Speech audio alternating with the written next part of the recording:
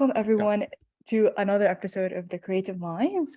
Joining me here today is Badr, but you might know him as llunr on Instagram.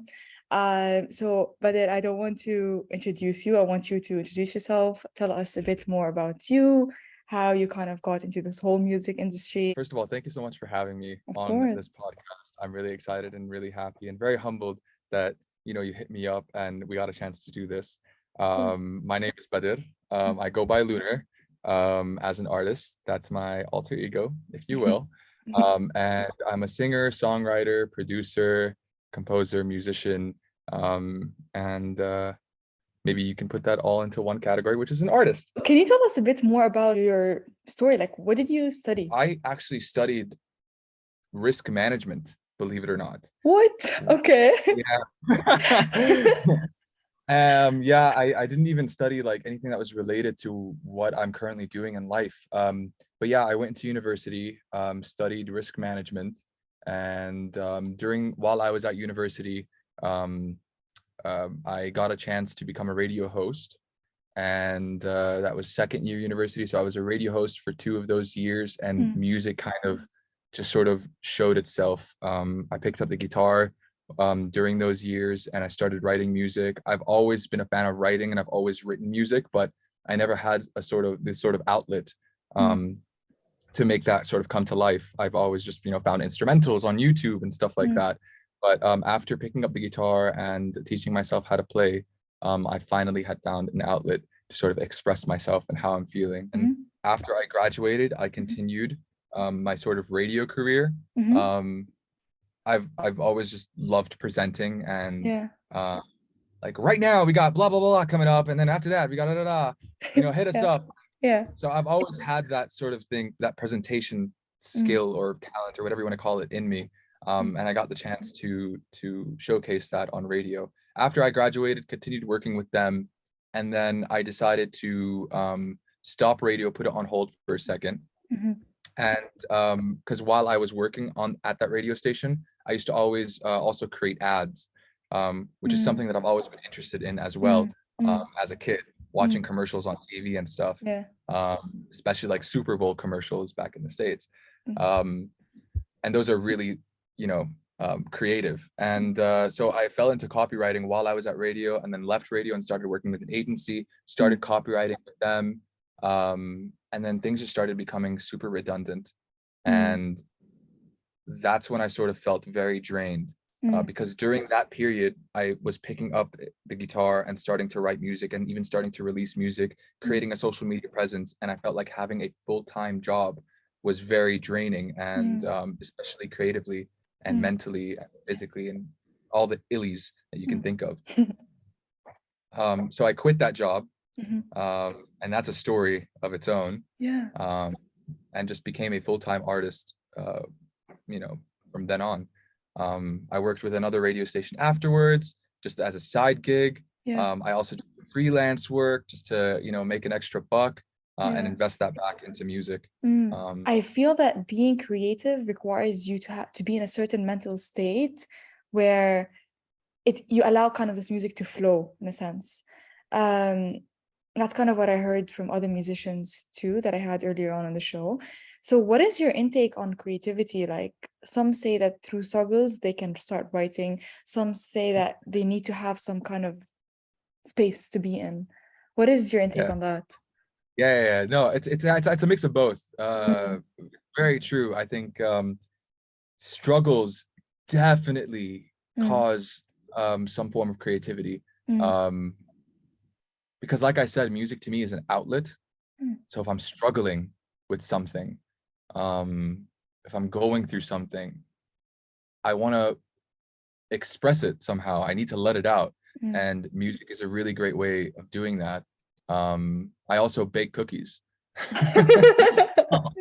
That's another way. If music isn't working out, I might as well just open up, a cookie shop. But yeah, so struggle is definitely something that sparks creativity, but also space. So if working a full-time job won't allow you to leave some space in your head for music, because all your creative juices, at least for me, because I was working at an agency, all my creative juices were sort of, or a bunch of it was directed straight into the agency and copywriting and marketing and all that kind of stuff. So when I went back home, I was just like, all right, I'm done. Like, I can't really think right now. I need to like just sort of numb my brain and not focus on work, and I can't focus on music because all my creative juices are gone. True.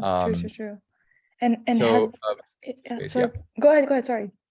No, definitely space. That's definitely something that you need. And right now, being a full-time artist, I have that time, I have that space. Creativity is not gonna, you know, always be there. It'll come and go, but it'll come more often when you have more time.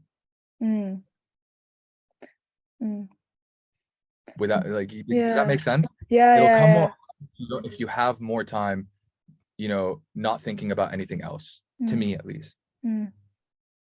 So for you, you're kind of currently now trying to build up your online presence as well, and also creating music. How has that been a challenge for you? Because building up your presence in an Instagram world, which is, I think, getting very saturated at that time, and you want to stand out. What were some of the challenges that you were facing doing that? All of it took so much time. So much time. Consistency is such a key player in this industry, whether it's through the music or whether it's through posting and you know, staying relevant and so on. But at the same time, consistency can't decrease the quality of posts, can't decrease the, you know, so you can't always post, you know, if you don't have a good piece of content, don't post it. That's not, but if it's a good piece of content, like just good to the point where it fits what you're trying to deliver, what you're trying to say, go right ahead and have that. But most importantly is be yourself, because if you're trying to be somebody else, you won't be able to keep up with that person. It's easier to be yourself than to be someone completely different. So yeah, on social, it's been really tough, but consistency and just thinking about creative ways and promoting your work and creating that mood with each track is just very important. I hope that answers your question. Yeah. And you said be yourself, then who are you? I'm still trying to figure it out. I don't even know. Who am I? Yo, the closest thing that you can kind of describe yourself now with the content and the music that you're creating, because you said be you on social media. So the you that you're showing up, who do you see yourself as? What is it that you're trying to portray in your posts, in your content? I'm literally putting out who I am. Whether it's through the music or whether it's through character you see on social, this is who I am. I'm a dude that loves different kinds of music. So you're going to see that when I release different styles. And that's what I've been doing this year so far. Every single month, I've just really been releasing a new song, and every song is different than the one before. And it's not on purpose. It's just when I wrote that song, that's how I heard it in my head. So I love variety. I love laughing. I love, you know, I don't love being anxious, but that's something that exists in my life. And it's tough to share that to the people who are following and people who are paying attention. But that's who I am. I love coffee. I wear hoodies all the time. I love wearing a hat.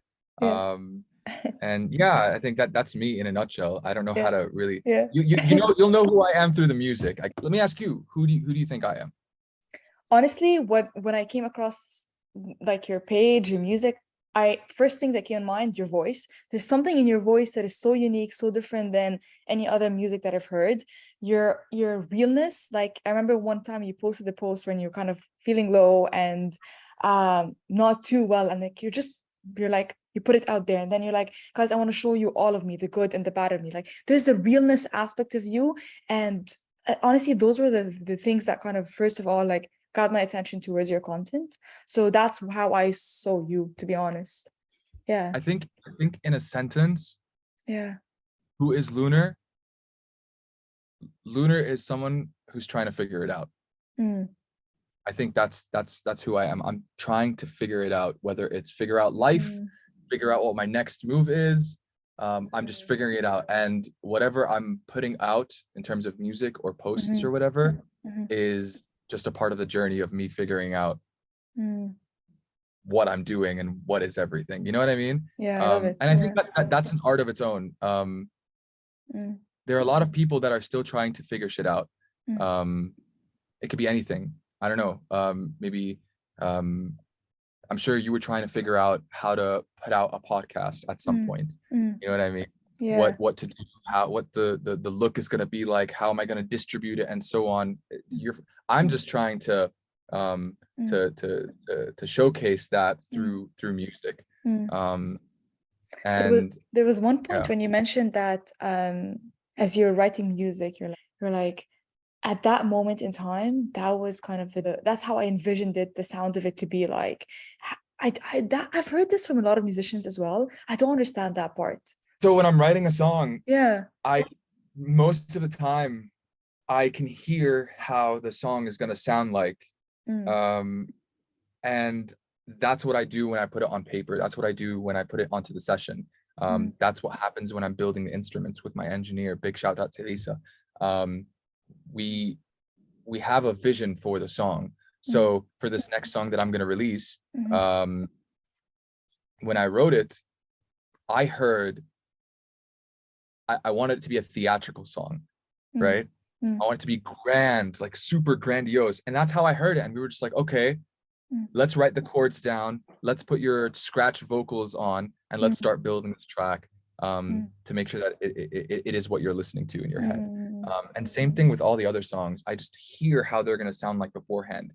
Recently, I've been challenging myself by creating the song and then writing something over it. Because that's very difficult for me, because I usually write the music and then I start producing it. But I'm gonna try to work backwards this time around. But yeah, to answer your question, I sort of hear the song while I'm writing it, and then that's what it usually becomes. Interesting. And have you ever did any songwriting for someone else other than yourself? No, but that's definitely something I'm very interested in. I'd love to get in a room with someone and hear their story, hear their lyrics if they have any, and get a chance to sort of understand what vibe they're looking for, and to sort of make that come to life. That's definitely something I'm interested in, but I haven't done it. No. Okay. And so when you think about yourself, like as a person in the music world, industry, whatever you may call it, what is your goal? Like you said, you're trying to figure out things along the way, but what is the goal for you, at least for now, that you're trying to or want to reach towards creating? So do you have Spotify? Yeah, of course. Yeah. Okay. I'm sure you discover artists, right? You discover new people every other day or whatever. Yeah. These guys are trying to reach the listener that will listen to their music, that understand their music. And I feel like that's something that I'm struggling with, and that's something that I'm working towards. Everyone has a plate, but not everyone has a steak on it, or whatever food you prefer. And I think that's what I'm trying to do. I'm trying to deliver the music to those who are willing to listen to the music, to those who will understand the music. Because someone out there probably wants to listen to something like one of my latest songs, but they don't know that that song exists. So it's my job to deliver that song to that person. That's essentially what my goal is right now. To deliver the music to the people who want to hear. And how do you get you being kind of like you being kind of starting off, and not starting off, but you're recently kind of new in this whole space, right? So 100%. So how do you get someone who's already who already has let's say their favorite artist out there to be open and start listening to a person who's wanting to create new music? How do you get in touch to those individuals? Yeah, first things first, if you're listening to, name an artist. Taylor Swift. Taylor Swift. If you're listening to Taylor Swift, yeah, you want to make sure that the song that you're going to hear after that, if it's a new artist, fits that vibe, number one. Two, sonically sounds as good as something that, you know, Taylor Swift would release, right? And fits the overall mood that you're trying to achieve while listening to that playlist, for example. Okay. So that's how I would go about it. I want to make sure that sonically this sounds great, and package it in a way where if you listen to Taylor Swift, this might be a song that you might like. Okay. And if they listen to it and they like it, then, you know, awesome. If they listen to it and they don't, that's still fine. Somebody out there is going to listen to it. But for me, sonically and visually, I want to make sure that it fits whatever you're listening to. Okay.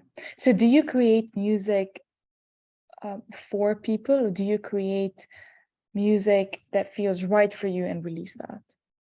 Yes. Second, 110%. I'm creating music for myself, and I know that there's someone out there that feels the same way. And so in order to write music, I think, or I believe that it requires a lot of empathy and being in touch with your emotions. So that being in an Arab culture, were there some challenges that you had to face, in a sense where, like, okay, I'm leaving my job and I want to go and pursue music because I feel I'm good in songwriting and I have a good voice? Yeah, that took a lot. That took a lot for me to let go of something so stable. And it's funny because, like, I quit my job 3 or 4 months before I got married, right? Yeah. So that was a really big move, because you're leaving something very stable and you're moving on to something a little bigger that might require finances. But I honestly really believe that there's something there. I feel like I have the ability to reach an audience. And I did face obstacles throughout my career so far in the music industry. But if any of those obstacles stopped me, I wouldn't be where I am today. Last year, I was, you know, smaller than I am today. There's been a lot of progress. So yes, I faced these obstacles. Yes, I've been hurt gazillion times, but those made good songs, right? So what are some of the obstacles that you faced that, or like at least one obstacle that was like very huge that you're like, I don't know how to get over it, but you actually did? Pass. Okay, next. So I'll change the question. I'll make it a bit easier. What was the change of mindset that you had to build up to allow you to look at obstacles and say, okay, it's going to take time, I'm going to overcome them because I've done it before? Like, what was the change that you did? It's honestly just history. Let's say obstacle one. Obstacle one came into my face and I faced it. And because I faced that obstacle and I powered through it, I've grown as a human being, as an artist. So historically, whenever you have an obstacle, you face it and you push through, you grow, you learn. What drove you to push through obstacles? Why didn't you stop? Because if I stop, then it'll all end. Like, if I stop, you know, what's the point? Like, everyone faces obstacles, not just artists, everybody. No matter who you are and what you do, if you're an accountant and you start off at a company and you're getting paid shit money, you know, that's an obstacle. And in order to grow and in order to get to whatever, you know, goal you have set, you need to push through the obstacles. Otherwise, you're stuck in that place for the rest of your life. And I don't want to be, as morbid as it sounds, I don't want to be lying on my deathbed saying, I stopped because obstacle 3 was really hard. Yeah. Sometimes you know that you need to change, but sometimes like you keep ignoring that, and then at one point it's like, okay, done. I am. Change is gonna happen like now because I can't take it anymore. Is that the same for you? Yeah, definitely. I've definitely paused for a second. Mm. I'm really opening up here. Yeah. I've gotten to a point where I was just like, yo, maybe I need to just stop what I'm doing right now with maybe I should start over, you know, a different, you know, not me, just like a cartoon character that makes music. I don't know, because I've thought about quitting, but I stopped for a second, and you know, my wife is fucking amazing. She's honestly like the backbone, and we'd always have these conversations, and she would encourage me to push more, and because I would just push a little bit more and I'd get through that obstacle, I would look back and be like, did I really think about quitting, for example? Did I really think about quitting? If I stopped, I wouldn't have reached this bit. Yeah. You know what I mean? Yeah. So there's always light at the end of the tunnel. There's always light. And if it doesn't show up now, it'll show up later. I mean, would you say you have one person who truly inspired you towards songwriting? Yeah, definitely. I listen to a shitload of artists that I really enjoy, and all of these guys inspire me somehow. Whether they're from lyrics, or whether it's from the groove, or whether it's from a certain sound that they used in their track, that definitely inspires, because I feel like all the tracks that I've released so far, the sounds that I'm using, they're all a part of the bigger picture. They're all complementing one another to deliver a certain message. And I get inspired by listening to different artists. Recently, I've been listening to Jon Bellion, and this guy is a fucking genius. I love his sound design and his groove and his rhythm. It gives you this face, like while you're listening to it, you're just like, yeah, you know what I mean? Yeah. So Jon Bellion does that. I look up to him.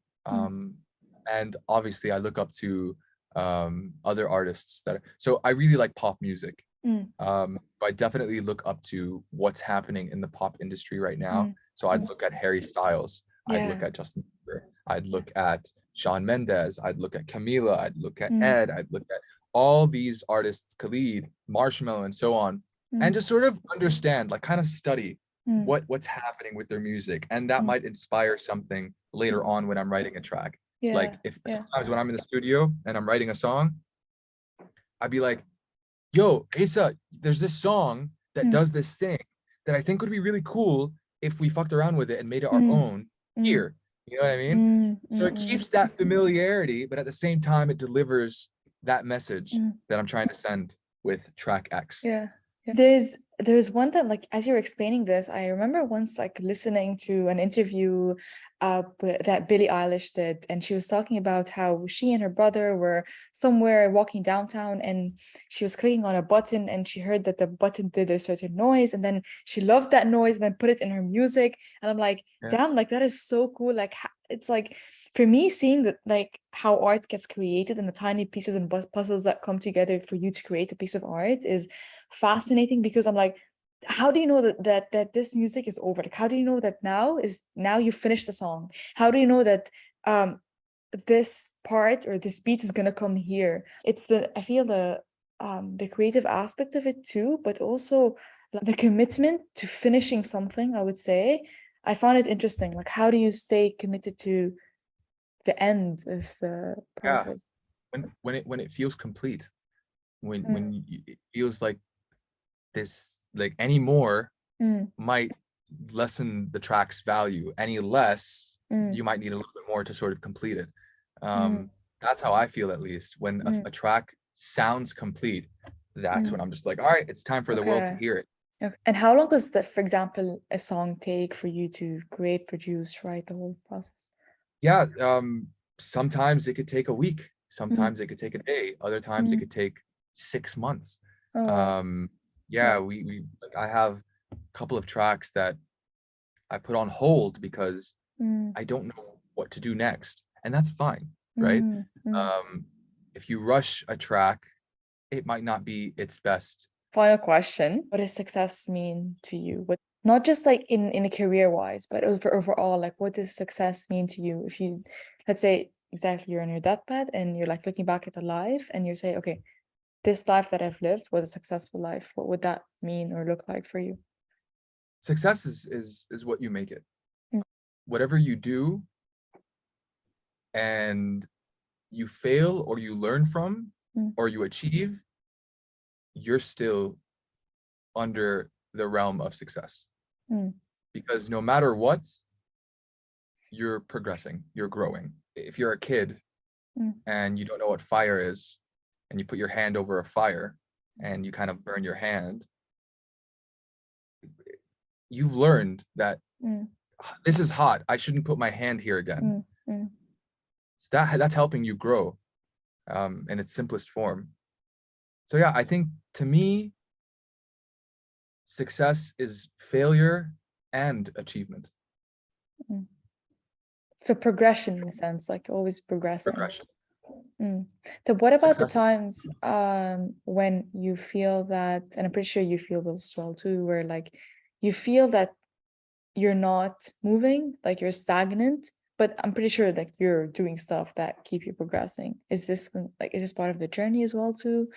Yeah. Of course it is. Of course it is. You'll feel stagnant. You'll feel it in place, but you're not doing anything.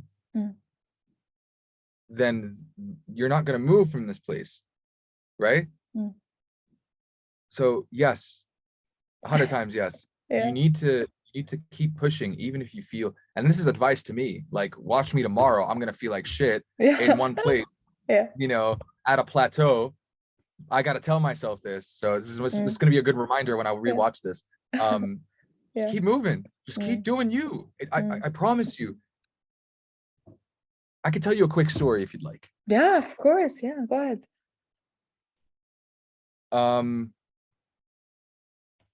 Some of my songs did not perform as well as others. And that's fine. It would make me feel bad, but it's fine. And the reason why is because if someone listens to a track that they really enjoyed, I know it didn't do that well, but they really enjoyed. It's not my biggest song, but they vibed and they resonated and they related to it. That's still some form of progression, right? Even if the song didn't hit 1 million or 100,000 or 10,000, it still resonated with someone, and that's you did your job. It's not always about the things that you see, but it can be about the things that are happening behind the scenes that you're not aware of. I've had people send me messages saying this song saved my life, but it's not one of my biggest songs. Right. So yeah, it's surreal to sort of wrap your head around for me, but it exists. Thank you so much, Aida, again for your time, and for everyone listening. Shad, it was a complete pleasure. I had fun talking to you, and for people just to know where to find you, for if people don't know you, where should they look up for you? Yeah, you can find me on Instagram under llunr music, LLUNR music, on TikTok, LLUNR llunr, and obviously on Spotify or any musical platform of your choice, you'll find me under the same name, llunr, LLUNR. Awesome, amazing. So thank you again, and for everyone listening, I hope you have an amazing, awesome rest of your day.